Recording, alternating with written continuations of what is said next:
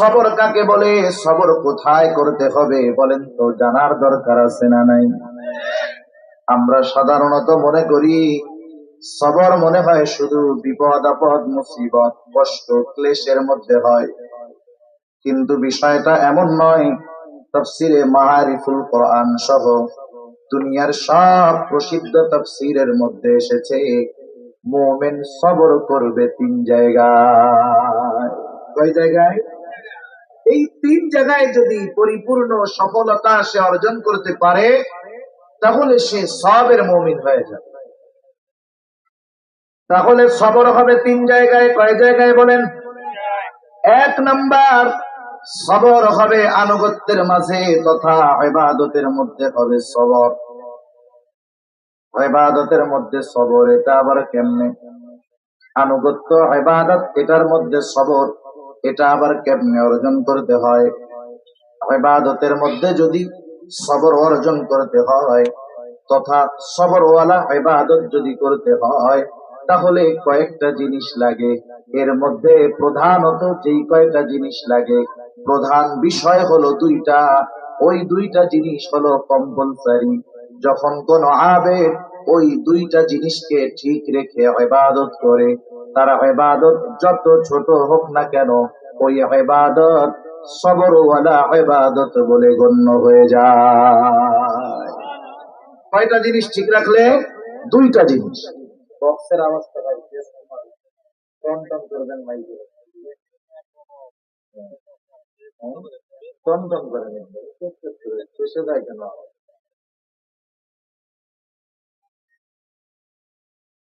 তাহলে দুইটা জিনিস অর্জন করতে হবে। কয়টা? যে কোনো ইবাদত সবরওয়ালা ইবাদত হওয়ার জন্য প্রথম যেই জিনিসটা দরকার এটার নাম হলো ইখলাস, নিয়তের বিশুদ্ধতা। এজন্য রাসূলুল্লাহ সাল্লাল্লাহু আলাইহি ওয়াসাল্লাম বলেন, আখলিস দীনাকা ইয়াকফিকাল আমালুল কলিল। নবীজি বলেন, তোমার ঈমান খাঁটি করো, অল্প আমল নাজাতের জন্য যথেষ্ট হয়ে যাবে। যে কোনো জিনিসের সৌন্দর্য আমাদের কাছে সৌন্দর্য নির্ভর করে যেটা দেখলে চোখ তৃপ্ত হয়, চোখে ভালো লাগে, আমরা এটাকে বলি সুন্দর। যেমন আমাদের কাছে বলেন তো আফ্রিকার মানুষ সুন্দর না অসুন্দর? কথা বুঝেন নাই? আফ্রিকার মানুষদের আমাদের কাছে সুন্দর লাগে না, কালো লাগে, ভালো লাগে না। কিন্তু আল্লাহ তাআলার কাছে সৌন্দর্যের সংজ্ঞা এটা অন্যরকম। আল্লাহ রাব্বুল আলামিনের কাছে সৌন্দর্যের সম্পর্ক হলো অন্তরের সাথে, আর আমাদের কাছে সৌন্দর্যের সংজ্ঞা হলো চোখের সাথে, আত্মার তৃপ্তির সাথে। আল্লাহ সুবহানাহু ওয়া তাআলা এই জন্য কোরআনুল কারীমের মধ্যে এক জায়গায় বলেন, তিনি আমাদেরকে সৃষ্টি করেছেন কেন, কোন উদ্দেশ্যে আল্লাহ তাআলা সৃষ্টি করেছেন। আল্লাহ তাআলা কোরআনুল কারীমের মধ্যে এক জায়গায় বলেন, আল্লাযী খালাকাল মাউতা ওয়াল হায়াতা লিয়াবলুয়াকুম আইয়ুকুম আহসানু আমালা।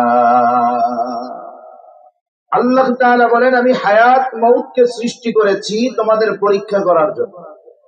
পরীক্ষা হলো কিসের? আল্লাহ তাআলা বলেন পরীক্ষা হলো আইয়ুকুম আহসানু আমালা, তোমাদের মধ্যে কার আমল কত সুন্দর। সুবহানাল্লাহ। আল্লাহ তাআলা আমল বেশির কথা বলেন নাই, আল্লাহ সুবহানাহু ওয়া তাআলা আমল সুন্দরের কথা বলছেন। কিসের কথা বলছেন? আর আমল সুন্দর হয় চোখের দেখায় নয়, বরং অন্তরের কারণে, ইখলাসের কারণে, নিয়তের কারণে। ঠিক কিনা বলেন? এজন্য আমরা যদি ইবাদতের মধ্যে সবরের গুণ অর্জন করতে যাই, যেই জিনিসগুলো লাগবে এর মধ্যে অন্যতম জিনিস হইল দুইটা। একটা হলো ইখলাস, নিয়তের বিশুদ্ধতা, তথা ওই আমলটা হতে হবে আল্লাহ সুবহানাহু ওয়া তাআলার জন্য, আল্লাহ তাআলাকে খুশি করার জন্য ওই আমলটা হতে হবে। দুই নাম্বার, ওই আমলটা নিজস্ব কোনো পদ্ধতিতে হলে হবে না, ওই আমলটা হতে হবে মুহাম্মাদুর রাসূলুল্লাহ সাল্লাল্লাহু আলাইহি ওয়াসাল্লামের তরিকায়। রাসূলুল্লাহ সাল্লাল্লাহু আলাইহি ওয়াসাল্লামের পদ্ধতিতে হতে হবে ওই আমল। তাহলে আমল সুন্দর হওয়ার জন্য, আমল আল্লাহ তাআলার কাছে গ্রহণযোগ্য হওয়ার জন্য যেই জিনিসগুলো দরকার, এর মধ্যে অন্যতম 1 নাম্বার হলো ইখলাস, 2 নাম্বার হলো সুন্নাত। 1 নাম্বার হলো আল্লাহ তাআলার সন্তুষ্টি, 2 নাম্বার হলো সুন্নাত। এই দুইটা জিনিস যেই ইবাদতের মধ্যে নাই, ওই ইবাদত যত বেশি হোক, বড় হোক, ওই ইবাদতের কোনো দাম আল্লাহ তাআলার কাছে নাই। আমি অনেক কথা সংক্ষেপে বলার চেষ্টা করতেছি আর কি। তাহলে বলেন তো, বুঝে থাকলে শেষের কথা একটু মনে করি। শুরুর কথা, সবর কয় জায়গায় হবে? 3 জায়গায়। 1 নম্বর ইবাদতের মধ্যে। কিসের মধ্যে? ইবাদতের মধ্যে যদি সবর অর্জন করতে চাই, তাহলে কিছু জিনিস দরকার। এর মধ্যে প্রধান কয়টা? 2টা। 1 নম্বর হলো ইখলাস, 2 নম্বর হলো সুন্নাত। 2 নম্বর যেই জায়গাটা সবর হবে, সেটা হলো গুনার থেকে বাঁচার মধ্যে সবর। গুনার থেকে বাঁচা, এটাও সবর। সবরুন আনিল মাসি, পাপের থেকে বেঁচে থাকা, এটাও বড় সবর। আজকে তো এমন এক জামানা, এমন এক সময়, একটা সময় মানুষের পাপ করার জন্য পাপের কাছে যাওয়া লাগতো, গোনা করার জন্য গোনার কাছে যাওয়া লাগতো। কিন্তু এই ডিজিটাল স্মার্ট জামানায় পাপ করার জন্য পাপের কাছে যাওয়া লাগে না, বরং আমরা নিজেরা নিজেদের পকেটে পকেটে পাপ নিয়ে ঘুরে বেড়াই। নিজেদের পকেটের মধ্যে আমরা পাপ নিয়ে ঘুরে বেড়াই। একটা সময় মনে করেন সিনেমা হল ছিল, সিনেমা হল আছে না? এখন আছে অনেক সিনেমা হল, এখন মাদ্রাসা হয়ে গেছে। কারণ সিনেমা হল ওয়ালাদের ব্যবসা একেবারে শেষ করে দিছে মোবাইল, ইন্টারনেট শেষ। এক সময় মানুষ সিনেমা দেখার জন্য অনেক দূরে যেত। দেখা যাবে সিনেমা দেখার জন্য যাইতে হবে টাঙ্গাইল, কথার কথা। এখন সে সপ্তাহে একবার অথবা মাসে একবার গিয়ে 3 ঘন্টা সিনেমা দেখার গোনা করত।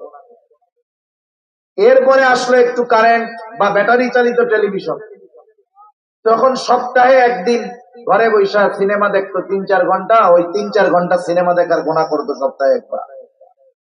এরপরে কারেন্ট আসতে, ডিশেল লাইন আসছে, এখন মোটামুটি প্রতিদিনই ইচ্ছা করলে সিনেমা দেখার গোনা করা যাইত, ঠিক না? কিন্তু টেলিভিশন চ্যানেলে দর্শক ওইটা দেখতে পারবে যেটা চ্যানেল ওয়ালারা দেখায়। দর্শক তার যা মনে চায় সেটা দেখতে পারবে না, ঠিক না? আর একটু আধুনিক হইল প্রযুক্তি, মোবাইল আসলো, স্মার্টফোন, মাল্টিমিডিয়া ফোন, এখন internet line 3G 4G 5G, এখন যা মন চায় মোবাইলের মধ্যে তাই দেখে, যখন মন চায়, যেখানে মন চায়, যা মন চায় দেখা যায়, কি যায় না? তার মানে গোনা কততে করবে? আপনি না করলেও আপনার টাকা দিয়ে গোনা করায় ছাড়ানো, গোনা করতেই হবে। আমার আপনার অর্থ ব্যয় করে গোনা করতেই হবে। আপনি না করলেও করায় ছাড়বে। কেমনে? অনেকে ইউটিউবে ওয়াজ শুনে, শুনে কি শুনে না? ওয়াজ, ইউটিউবে ওয়াজ যখন চলতেছে, প্রথম দিকে কোনো অ্যাড ম্যাড কিছুই ছিল না। এরপরে হইল কি, অ্যাড আসলে দর্শক চাইলে ওইটাকে খাইটা দিতে পারতো, আসছে আমি দেখবো না বাপ। কিন্তু এখন আপনি ওয়াজ শুনতেছেন, ওয়াজের মধ্যে অ্যাড আসবে, আপনি ইচ্ছা করলে কাটতে পারবেন না যতক্ষণ না তারা কাটার অনুমতি দিবে। শুধু তাই না, আপনি না দেখেন, কমপক্ষে আপনার পয়সা দিয়ে ওই 10 মিনিট গোনার কাজ করেই ছাড়বে, ঠিক কিনা বলেন? তাহলে একটা সময় গোনা করতে গোনার কাছে যাওয়া লাগবে। এখন গোনা আমরা পকেটে নিয়ে ঘুরি, যেখানে খুশি সেখানে করা যায় গোনা। বলেন তো, এই গোনার থেকে বাঁচা কঠিন না? তাইলে গোনা হলো এমন এক জিনিস, একটা মানুষ যত আমল করুক না কেন, মনে করেন এক পাত্রের মধ্যে মানুষে পানি ভরপুর করে রাখছে, কিন্তু পাত্রটা একটু ছিদ্র আছে, এ পানি কি ওখানে সংরক্ষণ হবে না এক সময় পড়ে যাবে? গোনা হলো এমন এক জিনিস যা নেক আমলকে ধ্বংস করে দেয়। নেক আমলকে বিনষ্ট করে দেয়। যেমন শত মন দুধ নষ্ট করার জন্য শত মন গরুর প্রস্রাব দরকার হবে না। আপনি যদি 1 গ্লাস 2 গ্লাস গরুর প্রস্রাব 100 মন দুধের মধ্যেও ছেড়ে দেন, বলেন তো দুধ ভালো থাকবে নাকি নষ্ট হয়ে যাবে? সেজন্য আমল নষ্ট হওয়ার জন্য গুনাহ যথেষ্ট। এই গুনার থেকে সবর করার দরকার, গুনার থেকে বেঁচে থাকার দরকার। গুনার থেকে বেঁচে থাকার জন্য দুনিয়ার যত প্রযুক্তি, দুনিয়ার যত শাস্তির কথা বলা হোক না কেন, একটা মানুষ যতক্ষণ না পরিপূর্ণ দ্বীনের অনুশাসনের মধ্যে আসবে, দুনিয়ার প্রচলিত আইন তাকে গুনাহ থেকে বাঁচাতে পারবে না। বরং যারা গুনার থেকে বাঁচানোর দায়িত্ব নিবে ওরা আরো বড় বড় গুনাহ করে দেবে। গতকাল দেখতেছি যে দুর্নীতির অভিযোগে দুর্নীতি দমন কমিশনের প্রধান অভিযুক্ত। যাকে দিয়ে দুর্নীতি ছাড়ানো হবে, সেই দুর্নীতি ছাড়ানোর গ্রুপের প্রধান যিনি, উনি দুর্নীতিবাজ। তাহলে বলেন, পরিস্থিতি যদি এই হয় তাইলে দুর্নীতি কি যাবে? কোশ্চিনকালেও সম্ভব না। সেজন্য গুনার থেকে বাঁচার জন্য কিছু চিন্তা, কিছু ফিকির দরকার, কিছু ভাবনা দরকার। দুনিয়াতে দেখেন অনেক পাপ আছে, অনেক অপরাধ আছে। অপরাধ গুলো থেকে মানুষকে বিরত রাখার জন্য কিছু শাস্তিও আছে। কিন্তু দুনিয়ার শাস্তি কোনো মানুষকে সহজে অপরাধ থেকে দূরে রাখতে পারে নাই। কিন্তু কোরআনুল কারীমের অনুশাসন, নবীর আদর্শ যারা গ্রহণ করে নিয়েছে, ওই মানুষগুলো অনেকটা ক্ষেত্রেই গুনার থেকে বেঁচে থাকতে সফল হয়ে গেছে। শরীয়তের বিধিবিধান যেগুলো আছে, এগুলো যদি কোথাও পরিপূর্ণভাবে কার্যকর করা যায়, দেখবেন অপরাধ থাকবে না, পাপ থাকবে না। কিন্তু আমাদের দেশে শরঈ অনুশাসন পরিপূর্ণভাবে কখন বাস্তবায়ন হবে এটা আমাদের জানা নাই। আমরা আশা করি আল্লাহ সুবহানাহু ওয়া তাআলা গোটা দুনিয়াকে ইসলামী অনুশাসনের মধ্যে অন্তর্ভুক্ত করেন। জোরে বলি আমিন। কিন্তু ইসলামী অনুশাসন বা ইসলামী শাসন ব্যবস্থা নাই বিদায় আমাদেরকে কি দিন থেকে বিচ্যুত হলে হবে নাকি দিন মানতে হবে? দিন মানতে হবে। এখন আমরা যদি গুনাহ থেকে বাঁচতে চাই, কি করণীয়? কয়েকটা বিষয় যদি আমরা খেয়াল রাখি, আশা করা যায় গুনাহ থেকে বাঁচা আমাদের জন্য সহজ হবে। বলেন তো, একটা মানুষ দুনিয়ার যেখানেই গুনাহ করুক না কেন, দুনিয়ার যেখানেই পাপ করুক না কেন, দুনিয়ার কোন মানুষ যদি নাও জানে নাও দেখে, বলেন তো ওই পাপের খবর যার কাছে আছে তিনি কে? 1 নাম্বার চিন্তা করতে হবে, আমাকে সর্বহালতে আমার রব, আমার মালিক, আমার আল্লাহ দেখতেছে। এই বিশ্বাস যার মধ্যে পরিপূর্ণভাবে ঢুকে যায়, ওই লোকটার চরিত্র রাতের আধারে যেমন হয়, ওই লোকটার চরিত্র মানুষের সামনে তেমন হয়। অনেক সময় আমরা মানুষের সামনে অনেক ভালো, অনেক বুজুর্গ, অনেক দানশীল, দানবীর, সৎ, কর্মশীল, কিন্তু দেখা যায় লোকচক্ষুর অন্তরালে আমার মতো পাপী, খারাপ আর কেউ নাই। বলেন তো এরকম আছে না নাই? একটা মানুষ মানুষের সামনে যেমন, মানুষের অগোচরে তেমন, এইরকম চরিত্রবান তখনই হতে পারবে যখন সে চিন্তা করবে সর্বহালতে আমাকে দেখেন কে। আল্লাহ তাআলাও জানায় দেন, বান্দা আমি আল্লাহ তো তোমাকে সর্বহালতে দেখি। আল্লাহ তাআলা বলেন, ওয়ালাকাদ খালাকানাল ইনসানা ওয়া না'লামু মা তুওয়াসওয়িসু বিহি নাফসু ওয়া নাহনু আকরাবু ইলাইহি মিন হাবলিল ওয়ারিদ। আল্লাহ তাআলা বলেন, আমি মানুষকে সৃষ্টি করেছি, ওয়া না'লামু মা তুওয়াসওয়িসু বিহি নাফসু, আমি জানি কোন জিনিস তাদেরকে ওয়াসওয়াসা দেয়। ওয়াসওয়াসা এটা অন্তরে থাকে, দেখা যায় না।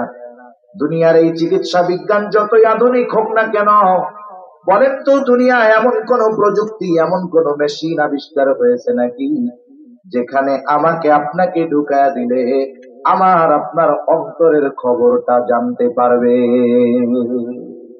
এমন কোন মেশিন আছে? এমন কোন মেশিন দুনিয়াতে আবিষ্কার হয় না। আল্লাহ রাব্বুল আলামিন বলেন, বান্দা আমি তোমার অন্তরের ওয়াসওয়াসার খবর জানি। কে ওয়াসওয়াসা দেয়, কি ওয়াসওয়াসা দেয়, আমি আল্লাহ তাআলা জানি। আমরা যদি জিজ্ঞাসা করি, আল্লাহ আপনি কেমন করে আমাদের অন্তরের খবরটা জানেন? আল্লাহ তাআলা বলেন, ওয়া নাহনু আকরাবু ইলাইহি মিন হাবলিল ওয়ারিদ। বান্দা আমি তোমার শাখ রগের চাইতেও অধিক নিকটে। এই জন্য তুমি যা করো, তুমি যা বলো, সব কিছুর খবর আমি আল্লাহ তাআলার কাছে আছে। তাহলে এক নাম্বার বিশ্বাস যে আমাকে আপনাকে সর্বহালতে দেখেন কে? আল্লাহ। দেখেন আমরা অনেক সময় মানুষ দেখে ফেলবে এই জন্য গুনার কাজ করি না, বাপ দেখে ফেলবে গুনার কাজ করি না, ভাই দেখে ফেলবে গুনার কাজ করি না, বাবার দেখা, ভাইয়ের দেখা, প্রশাসনের দেখা, সিসি ক্যামেরার দেখা ভয় পাই।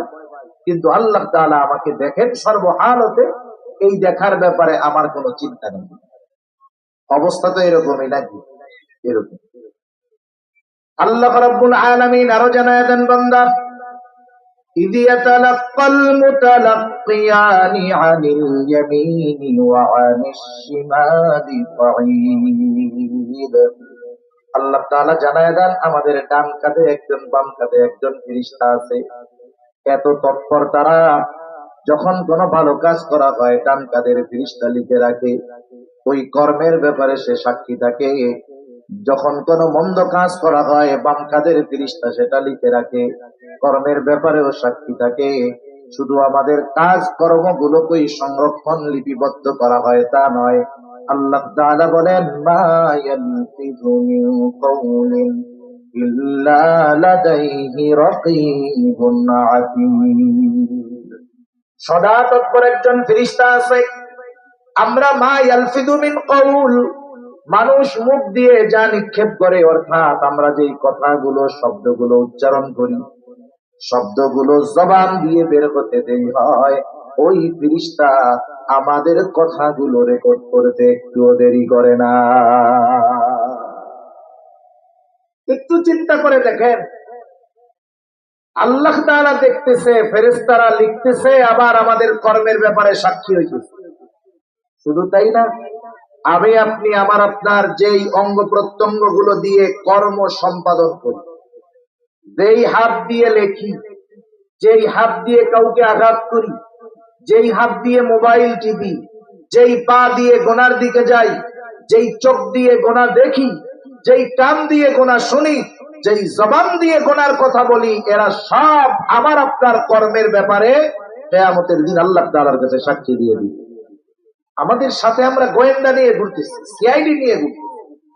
বলেন তো, আপনাদের এই ঘাটান্দি এলাকার কাউরে যদি এ কথা বলা হয় এবং বিশ্বস্ত সূত্রে সে যদি জানতে পারে যে প্রশাসন তাকে নজরদারির মধ্যে রাখছে, কোথায় যায়, কি করে, এ টু জেড খবরাখবর প্রশাসন রাখতেছে, বলেন তো কেউ যদি এই খবর বিশ্বস্ত সূত্রে জানতে পারে, আমরা কি করব?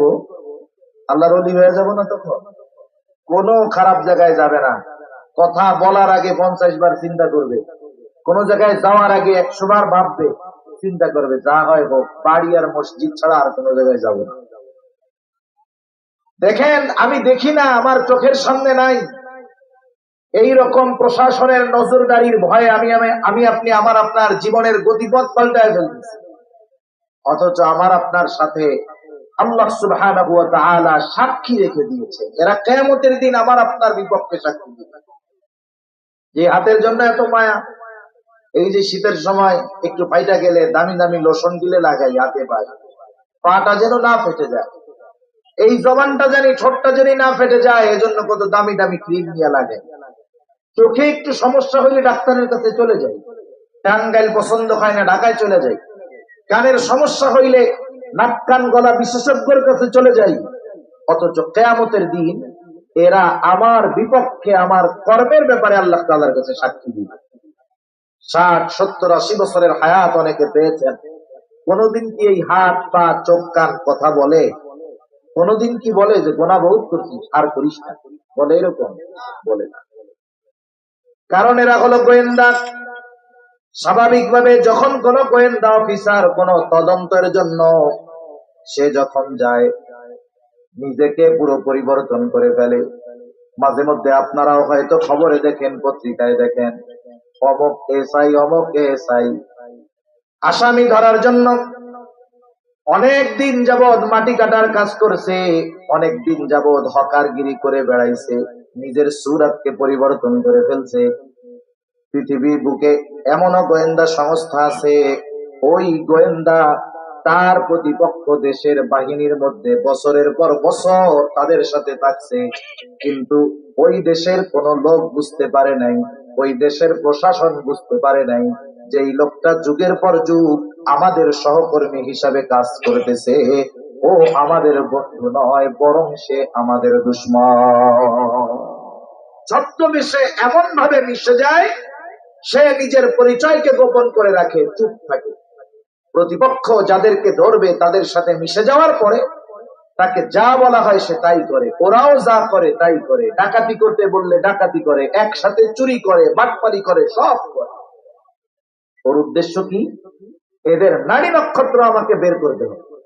এবার যখন সব তথ্য তার হাতে চলে আসে, এক সময় সে খবর লাগায় দেয়, অমুক জায়গায় আছে, তোমরা সব চলে আসো।